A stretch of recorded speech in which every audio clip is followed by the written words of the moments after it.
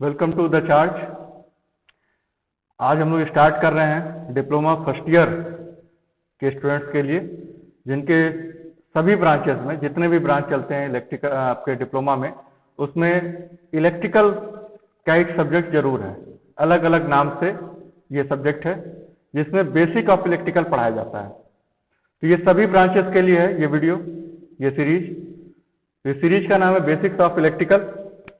पहला पार्ट हम लोग इसका लेके आए हैं। इस वीडियो में एनिमेशन के जरिए समझाया गया है बेसिक्स को, तो आई होप आप लोग को इंटरेस्ट आएगा पढ़ने में। और इसमें एमसीक्यू भी हैं, ठीक है, मल्टीपल चॉइस क्वेश्चंस भी हैं। तो इस वीडियो में क्या क्या चीज हम लोग कवर करेंगे: electric field, resistance, voltage, current, Ohm's law, power, energy, इस सभी चीजों को हम लोग इस वीडियो में कवर करने की कोशिश किया जाएगा और इन पे बेस्ड एमसीक्यू भी किया जाएगा। ये इंस्टीट्यूट है द चार्ज, जो कि सभी जेई, एई और गेट एस्पिरेंट्स के लिए है। जो भी स्टूडेंट्स, इलेक्ट्रिकल स्टूडेंट्स डिप्लोमा या बीटेक पास आउट हैं या जो पढ़ रहे हैं, उनके लिए भी, जो भी प्रिपरेशन करना चाहते हैं जेई या एई या गेट एग्जाम्स के लिए, उन सभी के लिए। मेरा नाम है सूर्यपाल सिंह। आइए स्टार्ट करते हैं वीडियो। सबसे पहले हम लोग बेसिक देखते हैं। बेसिक में इलेक्ट्रिक फील्ड्स के बारे में सबसे पहले देखा जाए। इलेक्ट्रिक फील्ड्स क्या होता है? किसी भी चार्ज का प्रभाव दिखाया जाता है इलेक्ट्रिक फील्ड लाइन से। इलेक्ट्रिक फील्ड लाइन अगर घनी है तो वहां पे प्रभाव अधिक है। इलेक्ट्रिक फील्ड लाइन जहां कम घनी है वहां पे प्रभाव कम है। जैसे आप देख पा रहे होंगे यहाँ पर जो पॉजिटिव चार्ज, जो बड़ा चार्ज हमको दिख रहा है रेड कलर का, वहां पे देखिए उसके आसपास जो भी लाइन्स है वो सब घनी है। जबकि दूर आ जाइए आप यहाँ पे कहीं, तो आपको लाइन्स कम घनी नजर आ रही होंगी। तो जहां पर डेंसिटी अधिक होगी वो ये प्रदर्शित करेगा कि वहां पर प्रभाव अधिक है। ये सभी लाइन हाइपोथेटिकल होती हैं, काल्पनिक होती हैं। एक्चुअली ये लाइन्स होती नहीं है, लेकिन प्रभाव को पढ़ने के लिए, प्रभाव को मैथमेटिकल रूप से दिखाने के लिए इन लाइन्स का प्रयोग किया जाता है। पॉजिटिव चार्ज से हमेशा इलेक्ट्रिक फील्ड को बाहर निकलते हुए दिखाया जाता है, जबकि नेगेटिव चार्ज में इलेक्ट्रिक फील्ड अंदर आते हुए होता है। अगर आप इस इलेक्ट्रिक फील्ड लाइन पर या इलेक्ट्रिक फील्ड जहां भी है वहां पे आप पॉजिटिव चार्ज रखते हैं, तो पॉजिटिव चार्ज जिस दिशा में आगे बढ़ने लगेगा खुद से ही, उसी दिशा को कहते हैं इलेक्ट्रिक फील्ड लाइंस की दिशा। जैसे यहां पे आप देखेंगे कि पॉजिटिव चार्ज से इलेक्ट्रिक फील्ड बाहर की तरफ जा रहा है, तो जो यूनिट पॉजिटिव चार्ज है, जो छोटा पॉजिटिव चार्ज है हम लोग के पास, जिसपे प्लस लिखा हुआ है, वो भी देखिए इलेक्ट्रिक फील्ड लाइन पे ही आगे बढ़ रहा है। ठीक है, जैसे जैसे दूर होता जाएगा मेन पॉजिटिव चार्ज से, बड़े वाले से, वैसे वैसे इस पे लगने वाला फोर्स कम होता जाएगा। इसको आप इलेक्ट्रिक फील्ड लाइन से आराम से देख सकते हैं। जहां लाइन घनी है वहां पे फोर्स अधिक है, जहां लाइन कम होती जा रही है, कम घनी होती जा रही है, वहां पर फोर्स कम होता जा रहा है। ठीक है, वीडियो को आप जहां भी जरूरत हो पॉज करके आराम से देख सकते हैं। आगे बढ़ते हैं। यहाँ पे दो चार्जेस लिया गया है। रेड कलर में पॉजिटिव है, जबकि ब्लू कलर में नेगेटिव चार्ज को दिखाया गया है। इलेक्ट्रिक फील्ड जैसा मैंने बताया कि पॉजिटिव से निकलते हुए नेगेटिव की तरफ जाता है। अगर आप पॉजिटिव चार्ज कहीं भी छोड़ देंगे तो वो इलेक्ट्रिक फील्ड लाइन को पकड़ते हुए ही आगे बढ़ेगा।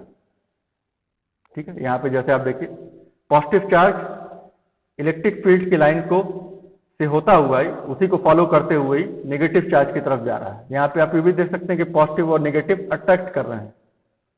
ठीक है, जो यूनिट होता है इलेक्ट्रिक फील्ड का वो होता है वोल्ट पर मीटर। ठीक है, वोल्टेज का डेफिनेशन भी यहीं से निकल कर आता है इलेक्ट्रिक फील्ड से ही। जहां पे इलेक्ट्रिक फील्ड लाइन घनी होती है वहां पर वोल्टेज अधिक होता है, जहां पे इलेक्ट्रिक फील्ड लाइन कम घनी होती है वहां पे वोल्टेज कम होता है।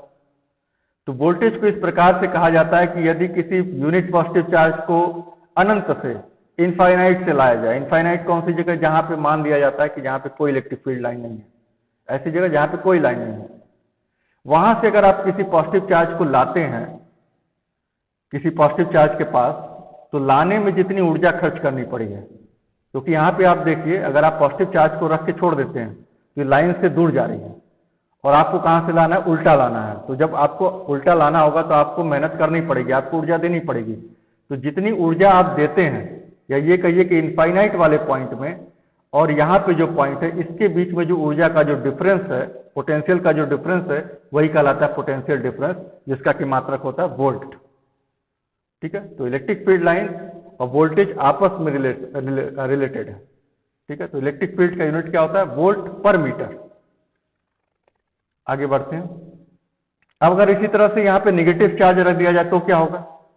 अगर सेम लाइन से अब इस पे नेगेटिव चार्ज रख देते हैं। अब अगर यहाँ पे नेगेटिव चार्ज रखते हैं तो क्या होगा? जैसा कि मैंने बताया कि negative charge electric field line के विपरीत दिशा में आगे बढ़ते हैं। ठीक है, तो यहाँ पे आप देखिए पॉजिटिव चार्ज इलेक्ट्रिक फील्ड को लाइन के पकड़ते हुए आगे बढ़ रहे थे, जबकि ये विपरीत दिशा में आ रहा है। यहाँ पे आप दूसरी चीज भी देख पा रहे हो कि नेगेटिव और पॉजिटिव अट्रैक्ट करते हैं। रेड कलर वाला पॉजिटिव है, नेगेटिव चार्ज उसकी तरफ आ रहा है, अट्रैक्ट हो रहा है, और पीछे भी सेम चीज था। इस पे बेस्ड क्वेश्चन देख लेते हैं। Which of the following statement is wrong? कौन सा गलत है? किसके बारे में? इलेक्ट्रिक फील्ड के बारे में। कौन सा स्टेटमेंट गलत है ये पूछा जा रहा है। पहला स्टेटमेंट है electric field comes out from positive charge. Positive charge से निकलता है इलेक्ट्रिक फील्ड, सही बात है, और इंटर्स into negative charge, negative charge में इंटर होता है, ये स्टेटमेंट सही है। Positive charge flow in opposite of electric field. Positive charge opposite नहीं फ्लो करता है, पॉजिटिव चार्ज इलेक्ट्रिक फील्ड की दिशा में फ्लो करता है, तो ये स्टेटमेंट गलत है।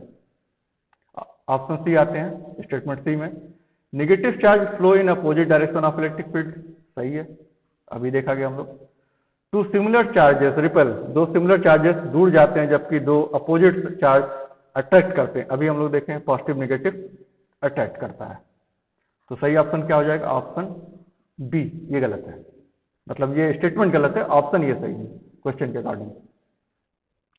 कुछ डेटा यहां दिया हुआ है, ये प्रोटॉन है, ठीक है, और ये इलेक्ट्रॉन है। प्रोटॉन की खोज किसने की? रदरफोर्ड ने। इलेक्ट्रॉन की खोज किसने की? जे थॉमसन ने। डायमीटर आपको दिया हुआ है, सॉरी रेडियस यहाँ पे दिया गया है। रेडियस आपका प्रोटॉन का कितना होता है? 10⁻⁻15, और यहाँ पर इलेक्ट्रॉन का रेडियस कितना होता है? यहाँ दिया हुआ है।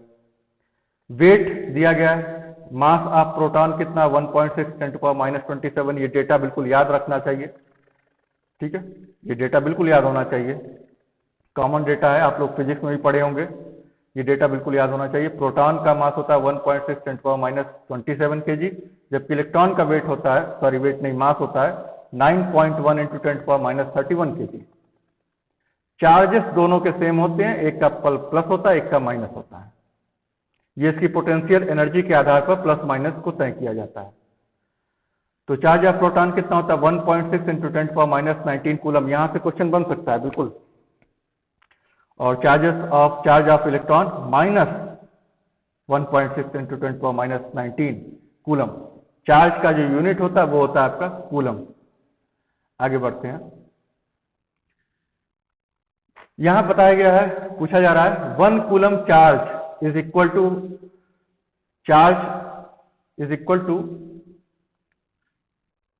द चार्जेस ऑफ,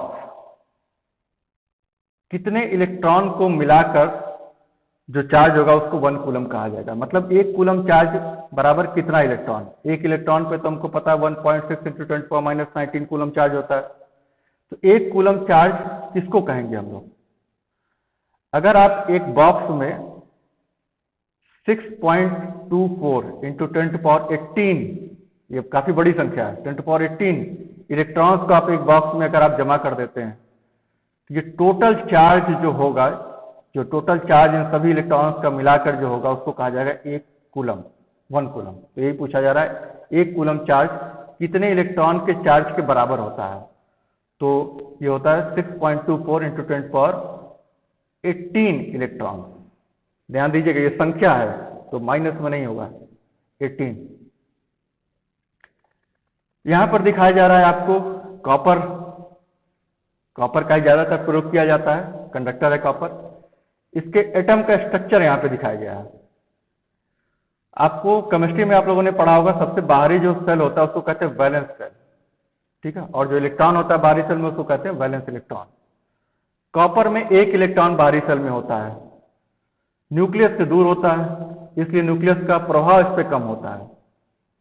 ये आसानी से इस जगह को छोड़ सकता है, आसानी से इस जगह को छोड़ सकता है, फ्री हो सकता है, या ये कहिए कि लगभग ये फ्री ही होता है, ठीक है। अगर थोड़ा सा भी अट्रैक्शन इस पर हुआ तो तुरंत ये एटम को छोड़ देगा, ठीक है।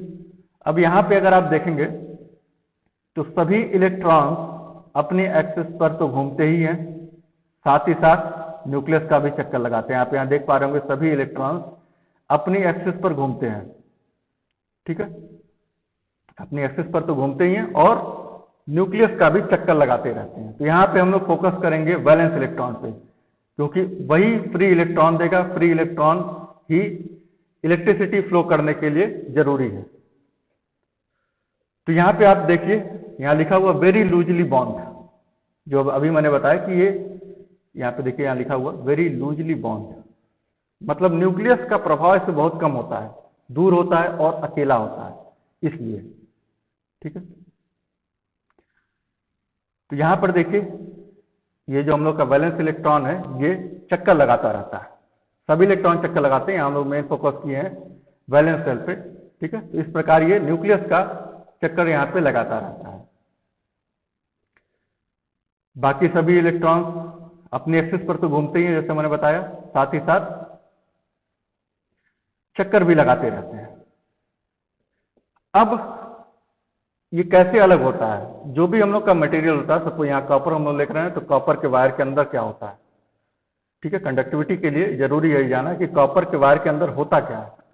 कॉपर के वायर के अंदर एक इलेक्ट्रॉन दूसरे इलेक्ट्रॉन से टकराते रहते हैं, यह हमेशा टकराव होती रहती है, कोलिजन हमेशा होता रहता है। जब भी ये टकराते हैं, जैसा मैंने बताया, थोड़ा सा भी अगर फोर्स मिल जाए इसको, तो ये फ्री हो जाएगा, ये, ठीक है। कॉपर का जो बाहरी शेल का जो इलेक्ट्रॉन है वो तुरंत फ्री हो जाएगा। तो कोलिजन होता रहता है, टकराहट होती रहती है। यहाँ पर देखिए किस प्रकार से ये टकराता है। जैसे ही ये टकराया, कोई दूसरा इलेक्ट्रॉन, किसी और एटम का इलेक्ट्रॉन आके इससे टकराया और ये भी साथ में अलग हो गया। इस प्रकार अब आपके पास दो फ्री इलेक्ट्रॉन हो गए। इसी तरह से इलेक्ट्रॉन की संख्या बढ़ती है, जिनको हम लोग फ्री इलेक्ट्रॉन कहते हैं। इसमें बाकी सब फ्री नहीं है, सिर्फ ये दो इलेक्ट्रॉन ही फ्री हैं, ठीक है। इन दो इलेक्ट्रॉन को ही फ्री कहा जाएगा। यही दो इलेक्ट्रॉन कंडक्शन में पार्टिसिपेट करते हैं, मतलब करंट फ्लो करने के लिए यही दो इलेक्ट्रॉन, मतलब यही जो फ्री इलेक्ट्रॉन होते हैं वही पार्टिसिपेट करते हैं, और नहीं। ये क्वेश्चन पूछा जाता है कौन से इलेक्ट्रॉन कंडक्शन में भाग लेते हैं, तो जो फ्री इलेक्ट्रॉन होते हैं वही। यहां पर देखिए क्वेश्चन पूछा गया, इलेक्ट्रॉन्स इन आउटर ऑर्बिट, जो आउटर ऑर्बिट में, बाहरी शेल में जो इलेक्ट्रॉन होते हैं उनको क्या कहते हैं? उनको कहते हैं वैलेंसी, ठीक है, उनको वैलेंसी कहा जाता है। आगे बढ़ते हैं। करंट क्या होता है? ये बहुत अच्छा डायग्राम है, बहुत अच्छा एनिमेशन है, यहाँ पे यहाँ दिखाया जा रहा है। यहाँ पर देखिए आप, तीन तरह के कंडक्टर आपको यहाँ दिखाए गए हैं, ठीक है। ए बी सी इसको नाम दे देते हैं। तीन प्रकार का कंडक्टर है। पहले कंडक्टर में एक इलेक्ट्रॉन निकल रहा है। सपोज करिए हम लोग, एक यहाँ पे कोई व्यक्ति बैठा हुआ है इस जगह पे, और वो देख रहा है, स्टॉप वॉच लेके वो बैठा हुआ है, वो देख रहा है कि हर सेकंड में कितना इलेक्ट्रॉन बाहर निकल रहे हैं, प्रति सेकंड कितने इलेक्ट्रॉन बाहर निकल रहे हैं। पहले वाले कंडक्टर में आप देखिए प्रति सेकंड एक इलेक्ट्रॉन बाहर निकल रहा है, दूसरे वाले में 2, तीसरे वाले में 4। आप ये भी कह सकते हैं कि पहले वाले में 1 कूलम चार्ज बाहर निकल रहा है, दूसरे वाले में 2 कूलम चार्ज बाहर निकल रहा है, और तीसरे वाले में 4 कूलम चार्ज बाहर निकल रहा है पर सेकंड। तो अब करंट कितना होगा? अब यहाँ करंट का जो फॉर्मूला होता है वो क्या होता है? Del Q upon del T. Del Q मतलब समय में, किसी खास समय में कितने कूलम चार्ज बाहर निकल रहा है, या एक जगह से होकर निकल रहा है, क्रॉस सेक्शन से होकर निकल रहा है, वही होता है करंट। जैसे पहले वाले में आप देखिए, अगर मान लेते हैं कि 1 कूलम चार्ज बाहर निकल रहा है 1 सेकंड में, तो 1 कूलम चार्ज अगर 1 सेकंड में बाहर निकल रहा है तो करंट कितना होगा? करंट होगा 1 एम्पियर। दूसरे वाले में देखिए, सेकंड वाले में क्या है? 2 कूलम चार्ज है, 1 सेकंड में ही निकल रहा है ये भी, ठीक है। सभी की स्पीड देखिए सेम है, 1 सेकंड में निकल रहा है, तो कितना होगा ये? 2 एम्पियर। तीसरे वाले में देखिए 4 कूलम चार्ज है, 1 सेकंड में निकल रहा है, तो कितना एम्पियर होगा? 4 एम्पियर, ठीक है। तो इससे मतलब नहीं कि स्पीड कितनी है, मतलब इससे कि कितने कम समय में कितना ज्यादा इलेक्ट्रॉन, कितने ज्यादा इलेक्ट्रॉन बाहर निकलते हैं, ये होता है करंट। करंट का मात्रा कूलम पर सेकंड भी हो सकता है और एम्पियर तो होता ही है, ठीक है। तो कभी कभी ऐसा भी होता है कि ऑप्शन में एम्पियर ना दिया हो, कूलम पर सेकंड दिया हो, तो ऐसा नहीं कि क्वेश्चन गलत है, कूलम पर सेकंड भी ऑप्शन हो सकता है, बिल्कुल सही होगा। सेम चीज यहाँ पे देखिए, यहाँ पर स्पीड कम है इलेक्ट्रॉन की, मतलब 1 सेकंड के बजाय अब 2 सेकंड में निकल रहा है। सेम नंबर ऑफ कूलम निकल रहे हैं, सेम नंबर ऑफ चार्ज निकल रहे, लेकिन अब 2 सेकंड में निकल रहा है, तो यहाँ पे करंट कम हो जाएगा। क्वेश्चन देखते हैं इस पे। यहाँ पूछा जा रहा है if 72,000 coulomb of charge is flow from a conductor in 1 hour. आप किसी समय बैठ जाते हैं तार के पास, अगर आपको इलेक्ट्रॉन दिखता है, आप बैठ जाते हैं तार के पास और आप देखते हैं 1 घंटे में 72,000 कूलम चार्ज वहां से बाहर निकलता है, तो करंट कितना होगा? करंट कितना होता है? Del Q upon del T. 1 घंटे के समय के अंदर, इसीलिए यहाँ डेल लिखा गया है, समय अंतराल है, समय के अंदर 1 घंटे के समय में, 1 घंटे को पहले तो आप सेकंड में बदलना पड़ेगा, क्योंकि एमकेएस में सेकंड होता है समय का मात्रक, घंटा नहीं होता है, आवर नहीं होता है। तो 1 सेकंड में कितने, 1 घंटे में कितने सेकंड हो गए? 60 × 60। चार्ज कितना है? 72,000, मतलब यहाँ कितना हो गया? 72,000 बटे 3600। ठीक है, तो यहाँ पे कितना आएगा आपका? 20 एम्पियर। तो आई होप आप लोग को समझ में आया होगा। आगे बढ़ते हैं। साइज ऑफ न्यूक्लियस, ये क्यों कहा जाता है कि कंडक्शन में या करंट बहती है इलेक्ट्रॉन्स की वजह से, प्रोटॉन्स की वजह से नहीं बहती है? ऐसा क्यों कहा जाता है? कारण इसका यह है कि प्रोटॉन न्यूक्लियस में होता है। न्यूक्लियस का साइज यहाँ आप देख सकते हैं, व्हाइट कलर में जो दिखाया जा रहा है वो आपका न्यूट्रॉन है, रेड कलर वाला प्रोटॉन है, और ये हम लोग का इलेक्ट्रॉन है। इलेक्ट्रॉन की तुलना में आप न्यूक्लियस का साइज दे सकते हैं। न्यूक्लियस मूव नहीं कर सकता है, तो बॉन्ड भी बनाता है ये, ठीक है, इसके बाकी सब इलेक्ट्रॉन बॉन्ड बनाते हैं, और वो इलेक्ट्रॉन जो बॉन्ड ना बनाए, वो अगर वैलेंस शेल में है, बॉन्ड नहीं बनाया है, तो फ्री हो सकता है, वो हो सकता है, जरूरी नहीं कि फ्री हो जाए, फ्री हो सकता है। तो इसका साइज कम होता है, हल्का होता है, इसीलिए इलेक्ट्रॉन से ही करंट फ्लो करता है, प्रोटॉन से नहीं कर पाता है। ठीक है, क्योंकि ये न्यूक्लियस में होता है, न्यूक्लियस बड़ा होता है, भारी होता है। आगे बढ़ते हैं। Flow of current in solid, किसी भी सॉलिड में करंट जो फ्लो होती है वो किसकी वजह से फ्लो होती है? तो इलेक्ट्रॉन्स की वजह से। क्यों? क्योंकि न्यूक्लियस भारी होता है, अभी हमने देखा। आगे बढ़ते हैं। इन गैसेस, गैस में किस वजह से हम लोग का यहाँ पे इलेक्ट्रॉन नहीं, इलेक्ट्रॉन नहीं होगा, यहाँ पे करंट होना चाहिए। ठीक है, in gases current is flow due to, ठीक है, इलेक्ट्रॉन यहाँ पे नहीं होगा। गैस में किसके माध्यम से फ्लो होता है करंट? तो गैस में इलेक्ट्रॉन तो हो ही सकते हैं, साथ ही साथ आयंस भी होते हैं। आयंस मतलब जैसे आपका NaCl है, NaCl है तो Na पे पॉजिटिव चार्ज और Cl पे नेगेटिव चार्ज होता है, ये आप लोग को पता है। ठीक है, NaCl में पॉजिटिव और नेगेटिव चार्ज यहाँ पे ये होते हैं, ये आपको पता है। ये क्या है? ये आयंस है। ठीक है, तो गैस में इलेक्ट्रॉन भी हो सकता है, पॉजिटिव आयन भी हो सकता है, और नेगेटिव आयन भी हो सकता है। ठीक है, तो सही ऑप्शन है आपका ऑप्शन डी। आगे बढ़ते हैं। ये काफी अच्छा आपका है, यहाँ पे आपको दिखाया गया है ओम्स लॉ के बारे में।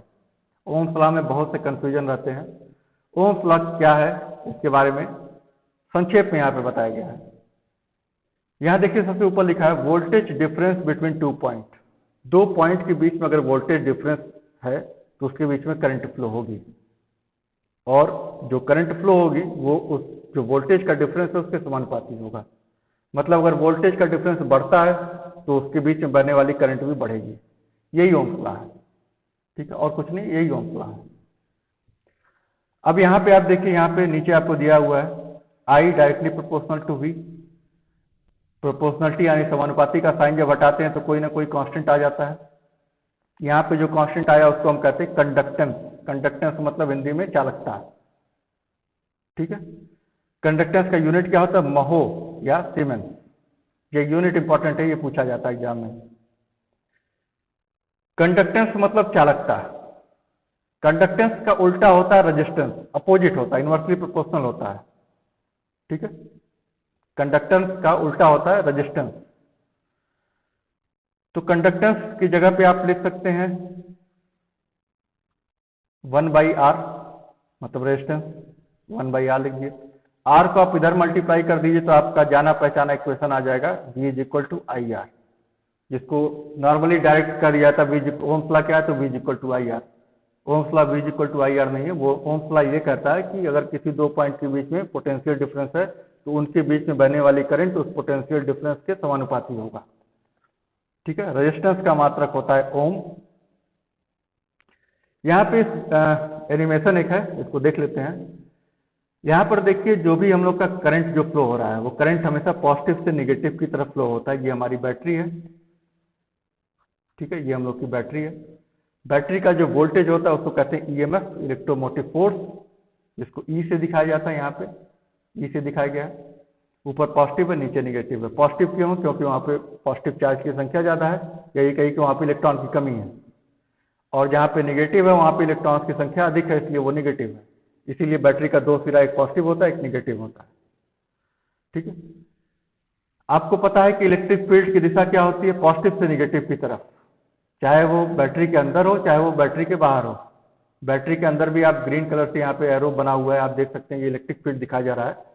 इलेक्ट्रिक फील्ड जो है वो आपका पॉजिटिव से नेगेटिव की तरफ है, जबकि यहाँ पे भी आप देखिए जो एरो यहाँ पे आपको दिखाया जा रहा है इस लाइन में, ये आपकी इलेक्ट्रिक फील्ड की दिशा को दिखा रहे हैं। इलेक्ट्रिक फील्ड की दिशा, ये हम लोग का कंडक्टर है, ये एक कॉपर का मान लेते हैं, ये कंडक्टर है, वायर है, ठीक है, जिसमें करंट फ्लो हो रही है, जिसमें आपका ये बल्ब लगा हुआ है। तो यहाँ पर भी इलेक्ट्रिक फील्ड की दिशा पॉजिटिव से नेगेटिव की तरफ होगी, करंट की दिशा भी पॉजिटिव से नेगेटिव की तरफ होगी, जबकि इलेक्ट्रॉन की दिशा नेगेटिव से पॉजिटिव की तरफ होती है, इलेक्ट्रिक फील्ड के विपरीत दिशा में होती है। यहाँ वोल्टेज जो अप्लाई करेंगे यही वोल्टेज बल्ब पे भी लग जाएगा, तो हम कह सकते हैं कि बल्ब में क्या होगा? बल्ब में हम लोग का वोल्टेज का ड्रॉप होगा, इसको कहते हैं वोल्टेज या वोल्टेज ड्रॉप, और इसको कहते हैं ईएमएफ। पर्टिकुलर इस डायग्राम में ईएमएफ और वोल्टेज ड्रॉप दोनों समान है। बल्ब का रेजिस्टेंस है, फिलामेंट जो है इसका जो चमकता है वो रेजिस्टेंस है हम लोग का आर। अब इसको देख लेते हैं। यहाँ पर देखिए इलेक्ट्रॉन जो है आपका वो बाहर निकल रहा है, ठीक है, बैटरी से आपके बाहर निकल रहा है, निगेटिव से सिरे से बाहर निकल रहा है और पॉजिटिव सिरे की तरफ जा रहा है। आप देख सकते हैं इलेक्ट्रॉन मूव कर रहा है। बैटरी हमारी डिस्चार्ज हो रही है, क्योंकि इलेक्ट्रॉन की जहां अधिकता थी वहां से इलेक्ट्रॉन अब निकलता जा रहा है और पॉजिटिव की तरफ जा रहा है, तो पॉजिटिव और नेगेटिव मिलके वहां पे खत्म हो जा रहा है, ठीक है, न्यूट्रल हो जा रहा है।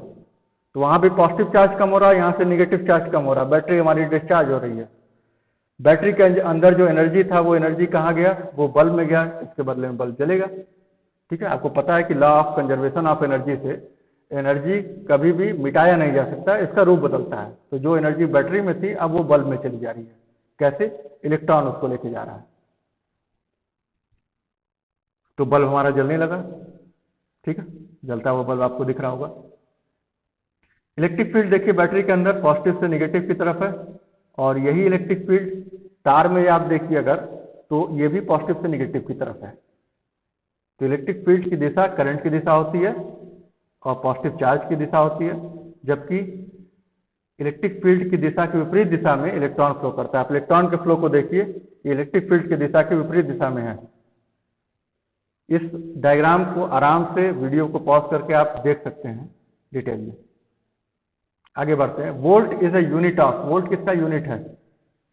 इलेक्ट्रोमोटिव फोर्स का भी यूनिट है वोल्ट, पोटेंशियल डिफरेंस का भी यूनिट है वोल्ट, वोल्टेज डिफरेंस या सिंपली जिसको वोल्टेज कह देते हैं उसका भी यूनिट है वोल्ट। तो all of these.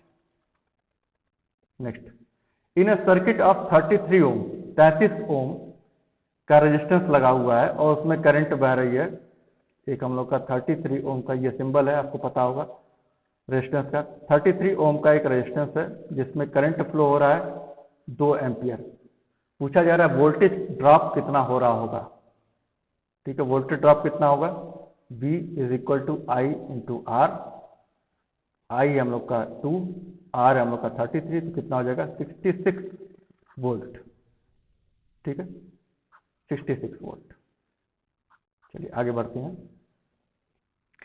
The light bulb draws 300 milliampere. एक बल्ब है जो कि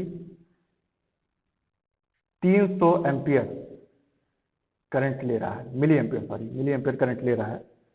वोल्टेज जो इसके क्रॉस है, जो बल्ब के क्रॉस जो वोल्टेज लगा हुआ है, ये वोल्टेज कहा जा रहा है कितना है? 240 वोल्ट है। तो बल्ब का रेजिस्टेंस कितना होगा? Same, V is equal to I R. R कितना हो जाएगा, V बाई आई, रेजिस्टेंस पूछा जा रहा है। वोल्टेज कितना है, 240। करंट कितना है, 300। ध्यान दीजिएगा मिली एम्पियर में है, इसको एम्पियर में कन्वर्ट करना पड़ेगा। एम्पियर मतलब 10⁻⁻3। यहाँ से 8 कट गया, ठीक है, 0 कैंसिल हो जाएगा। यहाँ पे आ जाएगा हम लोग का 800।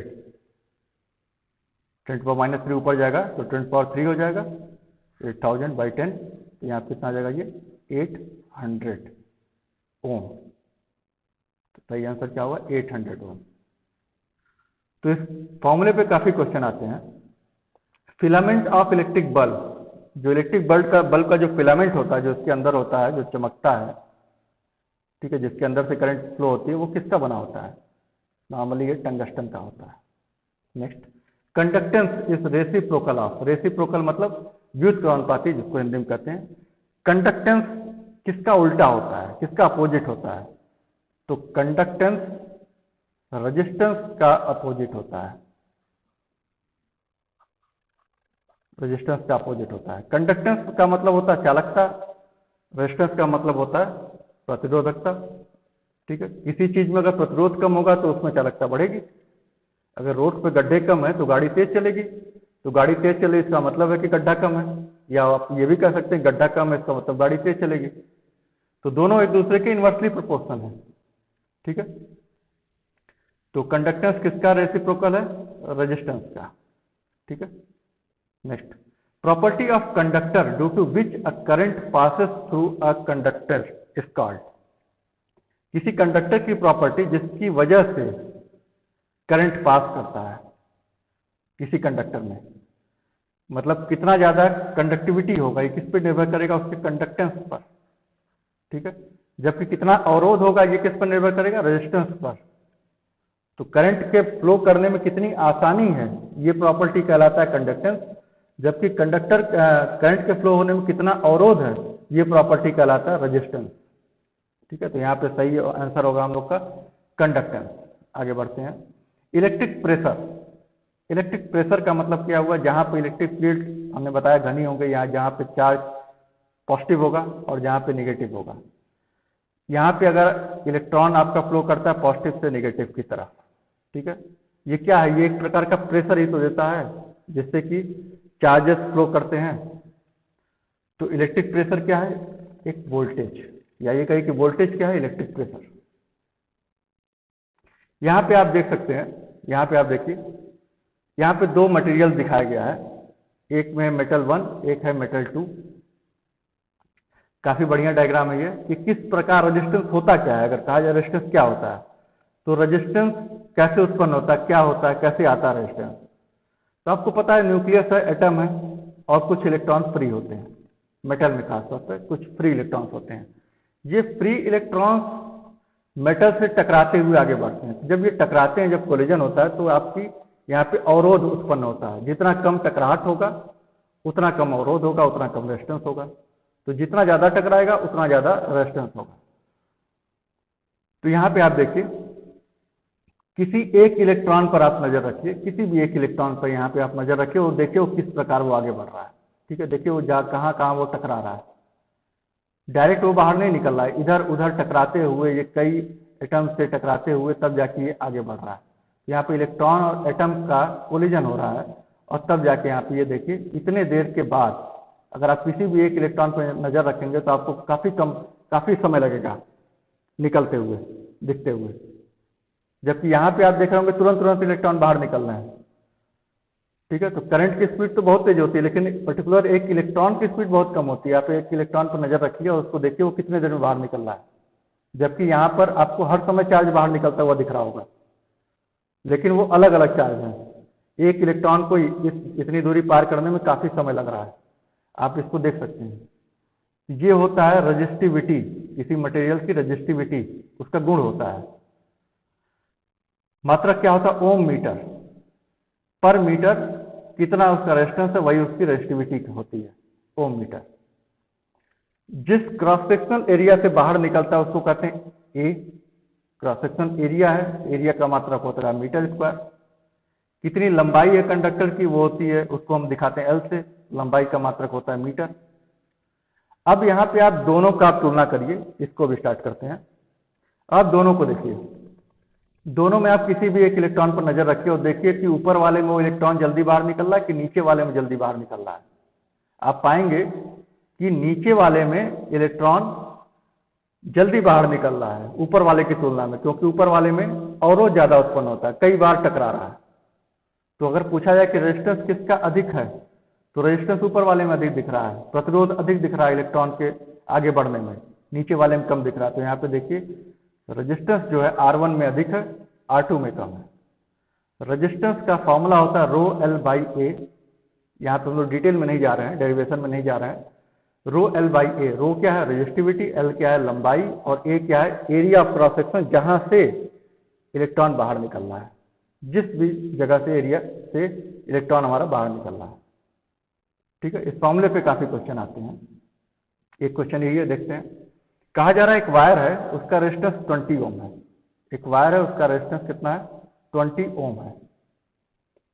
इसकी लंबाई मान लेते हैं L1 है और एरिया क्रॉस सेक्शन एरिया मान लेते हैं A1 है। कहा जा रहा है कि अगर लंबाई if length is increase by double, अगर लंबाई डबल हो जाती है, ठीक है, लंबाई को डबल कर देते हैं, मतलब L2 बराबर 2L1, और कह रहे हैं कि cross section area decrease by 4 time, cross section area जो है उसको 4 गुना कम कर देते हैं। पहले A1 था तो अब कितना हो गया A1/4।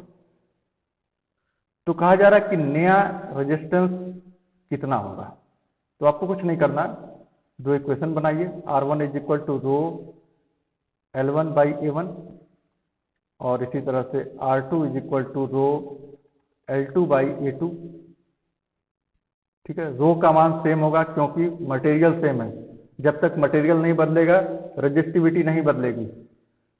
ठीक है, जैसे अगर कहा जाए कि पेट्रोल पूरे इंडिया में कितना है उसका, कितने प्राइस है उसका 100 रुपीज मान लीजिए, अगर 100 रुपीज प्राइस है पेट्रोल का 1 लीटर का, तो इसका मतलब तो है, ऐसा तो है नहीं कि 1 लीटर 100 रुपये में आपको जितना चाहिए उतना पेट्रोल मिल जाएगा।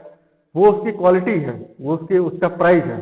अगर आप 10 लीटर लेंगे तो 10 गुणे 10 आपका 100 होगा।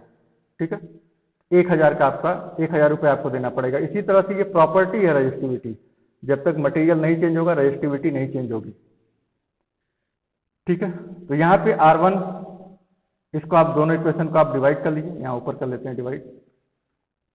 ठीक है, R1/R2 यहाँ पर डिवाइड कर लेते हैं रो L1/A1, नीचे आप डिवाइड करेंगे तो ये ऊपर चला जाएगा A2/रो L2। ठीक है, तो रो से रो कैंसिल हो जाएगा। यहाँ आते हैं R1/R2 is equal to L1/A1। A2 की जगह हम लोगों ने लिखा है A1/4, तो यहाँ पे क्या हो जाएगा A1/4, और L2 की जगह पे क्या लिया हमने 2L1। तो ये और ये कैंसिल हो जाएगा। यहाँ कितना हो जाएगा आपका R1 कितना है हम लोग का 20 ओम है, R2 यहाँ है, ये कितना हो जाएगा आपका 1/8, मतलब अगर आप कहिए तो R2 कितना हो जाएगा आपका ये 160 ओम। ठीक है, 160 ओम। तो मतलब अगर आप तार का जो हम लोग का क्रॉस सेक्शनल एरिया उसको आप घटा दीजिए, लंबाई बढ़ा दीजिए, तार का रेजिस्टेंस बढ़ जाएगा, सेम मटेरियल का ही। आगे बढ़ते हैं, यहाँ देखते हैं किसी कंडक्टर में अगर टेम्परेचर बढ़ता है तो क्या प्रभाव पड़ता है उसके रेजिस्टेंस पर। यहाँ पे देखिए, यहाँ पे लिखा हुआ है कि कंडक्टर के लिए, सिर्फ कंडक्टर के लिए है कि कंडक्टर में अगर टेम्परेचर बढ़ता है तो रेजिस्टेंस बढ़ता है, समानुपाती होता है। फॉर्मूला यहाँ पे दिया हुआ है RT is equal to R0। R0 का मतलब वो रेजिस्टेंस जो कि 0 डिग्री सेल्सियस पर है, और T मतलब T टेम्परेचर पर, T डिग्री सेल्सियस पे है, 1 plus alpha into T. Alpha क्या है हम लोग का टेम्परेचर कोफिशिएंट। टेम्परेचर कोफिशिएंट का यूनिट ध्यान दीजिएगा, ये पूछा जा सकता है पर डिग्री सेल्सियस। ठीक है, पर डिग्री सेल्सियस, और टेम्परेचर का तो डिग्री सेल्सियस होता है। यहाँ हम लोग देखते हैं कि किस प्रकार हीट जनरेट होता है रेजिस्टेंस की वजह से। जब ये सब आपस में टकराते हैं तो टकराने की वजह से यहाँ पे फ्रिक्शन होगा, हीट जनरेट होगा। तो किस तरह से हीट जनरेट होता है, अब यहाँ पर देखिए, अगर आप टेम्परेचर बढ़ाते हैं, किसी वजह से आप तार का टेम्परेचर, वायर का या कंडक्टर का टेम्परेचर आप बढ़ाते हैं, चाहे उस जो आपको इन्वायरमेंट है उसका टेम्परेचर बढ़ाकर, चाहे सूरज के माध्यम से, चाहे जैसे भी, अगर आप टेम्परेचर बढ़ाते हैं तो ये जो हम लोग का जो न्यूक्लियस है या जो एटम है वो वाइब्रेट करता है, ठीक है, तेजी से वाइब्रेट करता है, इसका वाइब्रेशन बढ़ जाता है। जितना टेम्परेचर बढ़ाएंगे वाइब्रेशन बढ़ेगा। तो अगर आपका वाइब्रेशन बढ़ेगा तो कोलिजन भी बढ़ेगा, टकराहट भी बढ़ेगा और रेजिस्टेंस बढ़ेगा। तो टेम्परेचर बढ़ने के साथ साथ रेजिस्टेंस बढ़ता है कंडक्टर के लिए सिर्फ। ठीक है, आगे बढ़ते हैं, क्वेश्चन देखते हैं। Which of the following statement is true about resistivity. Resistivity मैंने कहा कि जब तक आप मटेरियल नहीं बदलेंगे तब तक नहीं बदलेगा।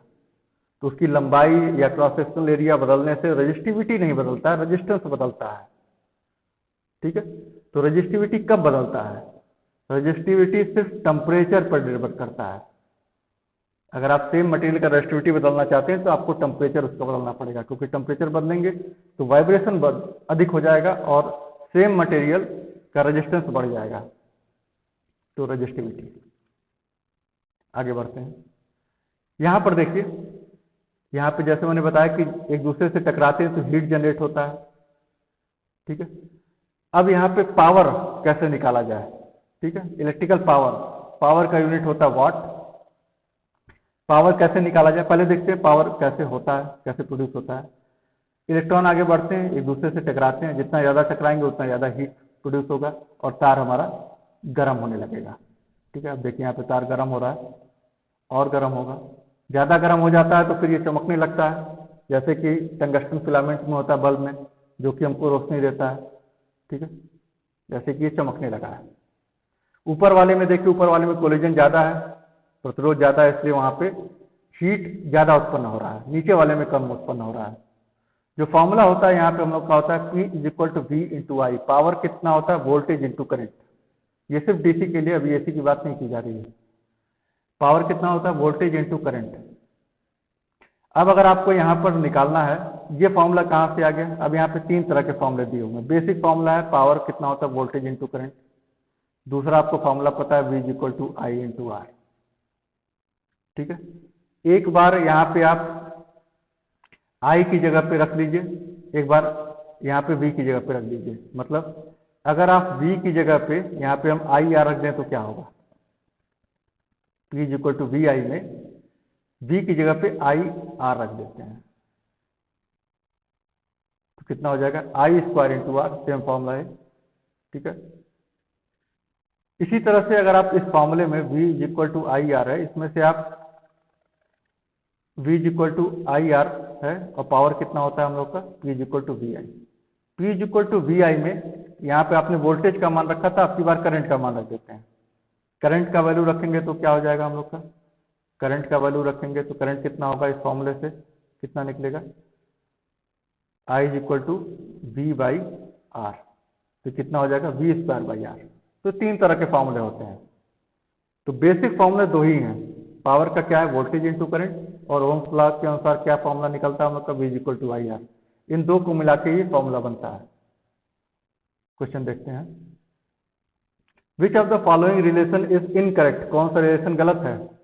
जो पीछे फॉर्मूला देखा गया वही है। P = VI सही है, P = I²R सही है, P = V/R², ये सही नहीं है। अब पीछे डायग्राम में देखिए आप, P = V²/R है, तो सही कौन सा है? P = V²/R। तो कौन सा इनकरेक्ट है? ये वाला, सी ऑप्शन सही होगा। आगे बढ़ते हैं, SI unit of power. Power का यूनिट क्या होता है? अभी हम लोगों ने देखा watt. Next, heat of a conductor produce on passing of electric current due to. Electric current pass होता है, किसके थ्रू के पास होता है? किस प्रॉपर्टी की वजह से हीट पैदा होता है? तो रेजिस्टेंस की वजह से हीट पैदा होता है, प्रतिरोध की वजह से, टकराता है एक दूसरे से, इसी वजह से। आगे बढ़ते हैं, resistance of 220 volt 100 watt lamp का रेजिस्टेंस कितना होगा? पावर हमको पता है और रेजिस्टेंस पूछा जा रहा है, तो ऐसा कौन सा फॉर्मूला जिसमें पावर, वोल्टेज और रेजिस्टेंस तीनों चीजें दी होती हैं? तो पावर होता है V²/R। यहाँ से रेजिस्टेंस पूछा जा रहा है, तो रेजिस्टेंस कितना हो जाएगा? V²/P। V कितना है? 240। सॉरी 220, तो 220 पावर कितना है 100, तो कैंसिल होगा, कितना आ जाएगा आपका यहाँ पे 484 ओम। हमेशा यूनिट लिखिए 484 ओम। आगे बढ़ते हैं। A 3 ohm resistor having 2 ampere current will dissipate the power. एक रेजिस्टेंस है, उससे करंट फ्लो हो रहा है 2 एम्पियर, रेजिस्टेंस का मान है कितना 3 ओम। अभी देखा गया कि करंट फ्लो होगा तो गर्म होने लगेगा रेजिस्टेंस, तो कितना हीट निकलेगा, कितना पावर यहाँ से निकलेगा ये पूछ रहा है, कितना पावर ये लेगा। तो पावर का वैल्यू पूछा जा रहा है, लेकिन ऑप्शन में क्या यहाँ पे क्या दिया है, करंट दिया, रेजिस्टेंस दिया। तो ऐसा कौन सा फॉर्मूला जिसमें करंट और रेजिस्टेंस दिया हो पावर निकल जाए, तो P = I²R। ठीक है, इसीलिए 3 फॉर्मूले बने हैं। ठीक है, तो करंट कितना है 2 और रेजिस्टेंस कितना है 3, तो कितना आ गया हम लोग का 12 वाट। नेक्स्ट, यहां पर देखिए, यहां पे आपको एनर्जी दिखाया जा रहा है। एनर्जी क्या होता है, पावर इनटू समय। जब जो पावर है वो कितने समय तक निकल रहा है वो होता है एनर्जी। ठीक है, यहां पर देखिए, ये हम लोग की बैटरी दिखाई गई है, ये बैटरी है हम लोग का, जिसका कि ईएमएफ दिया हुआ है E वोल्ट, और ये एक रेजिस्टेंस है। ये तो आपको जो आपको रेड कलर में हल्का जो रेड दिख रहा है वो आपका कॉपर का वायर है, जिससे होकर करंट बह है। और यहाँ पे आपको रेजिस्टेंस दिख रहा है। रेजिस्टेंस को एक तरह से आपको इंटरनल स्ट्रक्चर इसका दिखाया गया है यहाँ पे, जिसमें एटम है और इलेक्ट्रॉन है, एक दूसरे से टकरा रहा है। इस रेजिस्टेंस के क्रॉस वोल्टेज ड्रॉप हो रहा है V वोल्ट, क्योंकि जितना पावर यहाँ से इधर से इंटर होगा पावर का लॉस हो जाएगा, इसीलिए वोल्टेज का ड्रॉप हो जा रहा है। पावर का जहाँ भी लॉस होगा वोल्टेज का ड्रॉप होगा। अब यहाँ पर देखिए, ये बैटरी में पॉजिटिव है, एक तरफ आधा पॉजिटिव आधा नेगेटिव है। किस तरह से बैटरी की एनर्जी खर्च होती है रेजिस्टेंस में, यहाँ पर देखते हैं। बगल में आपको अभी शायद उतना क्लियर न दिख रहा होगा, टाइमर भी लगा हुआ है। आगे बढ़ते हैं, देखते हैं किस तरह से काम करता है। यहाँ पर देखिए, आपका जो पिछले डायग्राम में देखा गया कि इलेक्ट्रॉन फ्लो हो रहे हैं, एक दूसरे से टकरा रहे हैं, रेजिस्टेंस जो है हम लोग का वो गर्म होगा। ठीक है, और धीरे धीरे करके ये चमकने लगेगा। तो ये एनर्जी कहाँ से आ रही है चमकने के लिए, ये बैटरी दे रहा है, तो बैटरी की एनर्जी खर्च होगी, डिस्चार्ज होगा बैटरी। तो धीरे धीरे करके यहाँ पे देखिए, पहले घड़ी में जो एरो बना हुआ है, जो हम लोग का जो घड़ी का जो कांटा है, जो सुई है, जो निडल है, वो एक टाइम पे है। इसके बाद कुछ समय के बाद ये बैटरी अब डिस्चार्ज हो गई। ठीक है, आधी बैटरी डिस्चार्ज हो गई। देखिए, घड़ी का जो सुई है वो आगे बढ़ा है, कुछ समय बीता और घड़ी को डिस्चार्ज हुई, सॉरी बैटरी हमारा डिस्चार्ज हुआ, एनर्जी कहाँ गया, रेजिस्टेंस में गर्म करने में। और समय बीतेगा और एनर्जी डिस्चार्ज हो जाएगी, और एक समय आएगा कि पूरी बैटरी हमारी ये डिस्चार्ज हो जाएगी, पूरा एनर्जी निकल गया। तो एनर्जी क्या होता है, पावर इनटू टाइम, कितने समय तक कोई पावर खर्च हो रहा है वही एनर्जी है। पावर का यूनिट होता है वाट, टाइम का आवर रखा जाता है, वैसे तो सेकंड होता है लेकिन यहाँ पे हम लोग आवर रखते हैं। तो यूनिट क्या होता है एनर्जी का, वाट आवर। जब यही 1000 वाट आवर हो जाता है इसको कहते हैं 1 किलोवाट आवर, जिसको 1 kWh कहते हैं। इसी 1 kWh को 1 इलेक्ट्रिकल यूनिट या सिंपल लैंग्वेज में 1 यूनिट कहते हैं। जो आपके घर में बिजली का बिल आता है वो यूनिट में आता है, इलेक्ट्रिकल यूनिट में। तो इलेक्ट्रिकल यूनिट क्या है, 1000 वाट आवर। मतलब पावर और टाइम का मल्टीप्लिकेशन अगर 1000 होगा तो 1 यूनिट बिजली का बिल आपके यहाँ आएगा। ठीक है, मतलब अगर आपका 100 वाट का बल्ब है और आप 10 घंटे चलाते हैं तो कितना होगा, ये 1000 हो गया, 1000 वाट आवर। तो ये 1000 वाट आवर जो है ये हम लोग का हो गया एनर्जी। ठीक है, जिसको हम लोग 1 यूनिट कहेंगे। आगे बढ़ते हैं। When an electric current passes through a metallic conductor, its temperature rise. जब कोई करंट मेटालिक कंडक्टर से पास होता है तो उसका टेम्परेचर बढ़ता है। अभी हम लोगों ने देखा क्यों बढ़ता है। पूछा गया collision between conduction electron and atom, तो बिल्कुल यही सही है। इलेक्ट्रॉन और एटम के बीच में जब टकराहट होती है तब जाके होता है। ठीक है, बाकी तीनों ऑप्शन गलत है। आगे बढ़ते हैं। यहाँ पर देखिए इलेक्ट्रिकल मटेरियल को डिटेल में बताया गया है, इतना डिटेल में आपको शायद कहीं नहीं मिलेगा। कौन कौन से मटेरियल कंडक्टर होते हैं, वो क्यों होते हैं, सेमीकंडक्टर कौन से होते हैं, इंसुलेटर कौन से होते हैं। बाहरी सेल में कितने इलेक्ट्रॉन है, इस पर निर्भर करता है कि वो मटेरियल कंडक्टर होगा कि सेमीकंडक्टर होगा कि इंसुलेटर होगा। यहाँ पर देखिए मोनोवैलेंट, मोनोवैलेंट का मतलब बाहरी सेल में एक इलेक्ट्रॉन का होना। किस किस मटेरियल में होता है, सिल्वर, कॉपर, गोल्ड। तो ये सबसे अच्छे कंडक्टर में गिने जाते हैं, सिल्वर सबसे अच्छा कंडक्टर होता है। इसके बाद बाहरी सेल में अगर 2 इलेक्ट्रॉन है तो कंडक्टर तो होगा लेकिन उतना अच्छा नहीं होगा, जैसे आयरन, कोबाल्ट, निकिल। इसी तरह से आता है ट्राईवैलेंट, जहाँ पे बाहरी सेल में 3 इलेक्ट्रॉन है, तो वो भी कंडक्टर होंगे लेकिन बैड कंडक्टर होंगे, जैसे एल्युमिनियम, बोरान। अगर बाहरी सेल में 4 इलेक्ट्रॉन आ जाए, जिसको टेट्रावैलेंट कहते हैं, तो ये आ जाता है सेमी कंडक्टर की श्रेणी में, जैसे कार्बन, सिलिकॉन, जर्मेनियम। पेंटावैलेंट मतलब बाहरी सेल में 5 इलेक्ट्रॉन है, तो ये बैड सेमी कंडक्टर में आते हैं, जैसे नाइट्रोजन, आर्सेनिक, ये सब। इंसुलेटर क्या होते हैं, अगर 6 बाहरी सेल में 6 इलेक्ट्रॉन है तो ये इंसुलेटर में आएंगे, क्योंकि 6 इलेक्ट्रॉन को निकाल पाना, फ्री कर पाना बहुत मुश्किल है, जैसे ऑक्सीजन, सल्फर। हेप्टावैलेंट अगर बाहरी सेल में 7 इलेक्ट्रॉन है, जैसे फ्लोरीन, क्लोरीन, ये और अच्छे इंसुलेटर है। और सबसे अच्छा इंसुलेटर होता है आपका जो आपके अक्री गैसेस होते हैं, जैसे हीलियम, नियॉन, क्योंकि 0 वैलेंट होते हैं, बाहरी सेल में कोई इलेक्ट्रॉन नहीं होता। जब इलेक्ट्रॉन ही नहीं होगा तो फ्री क्या कराएंगे। अब यहाँ पर देखिए जैसे जैसे टेम्परेचर बढ़ता है वैसे वैसे रेजिस्टेंस बढ़ता है। अभी हम लोगों ने देखा था कंडक्टर में। सेमीकंडक्टर में उल्टा होता है, टेम्परेचर बढ़ता है, रेजिस्टेंस घटता है, क्योंकि यहाँ पे बॉन्ड टूट के नए फ्री इलेक्ट्रॉन पैदा हो जाते हैं। इंसुलेटर में भी सेम चीज होता है, जब टेम्परेचर बढ़ता है, बॉन्ड टूटता है, नए इलेक्ट्रॉन पैदा होते हैं, तो रेजिस्टेंस घटता है। इसको आप आराम से वीडियो पॉज करके देख सकते हैं। क्वेश्चन देखते हैं इस पर, which is the best conductor of electricity, silver, अभी देखा गया है। आगे, if material has 0 valence electron then which material comes under, then this material comes under which type. 0 valence, 0 valent किसमें आता है, गुड इंसुलेटर में। आगे देखते हैं, with rise of temperature the resistance of a pure metal, जो metal है उसका रेजिस्टेंस टेम्परेचर बढ़ने के साथ साथ बढ़ता है। ठीक है, तो क्या पूछा गया यहाँ पे, temperature, rise in temperature the resistance of pure metal, pure metal increases. Next देखते हैं, with the rise of temperature the resistance of semiconductor decrease करेगा। ठीक है, डिक्रीज होता है, अभी देखा गया हम लोग। Next, which of the following material has negative temperature coefficient.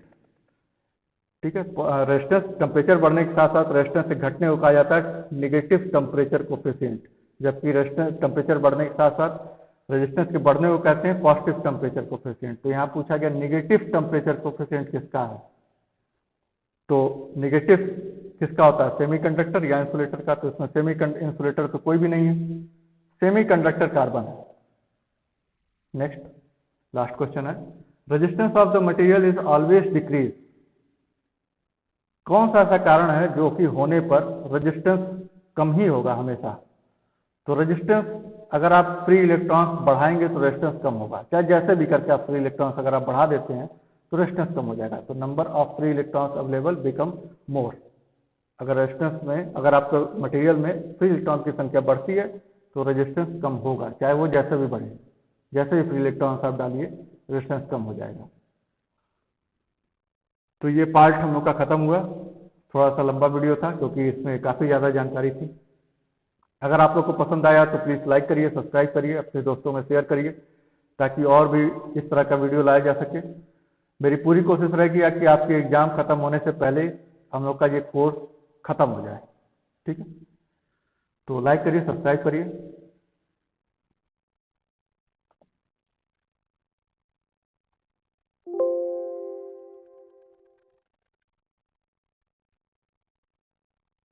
चलिए मिलते हैं फिर नेक्स्ट वीडियो में।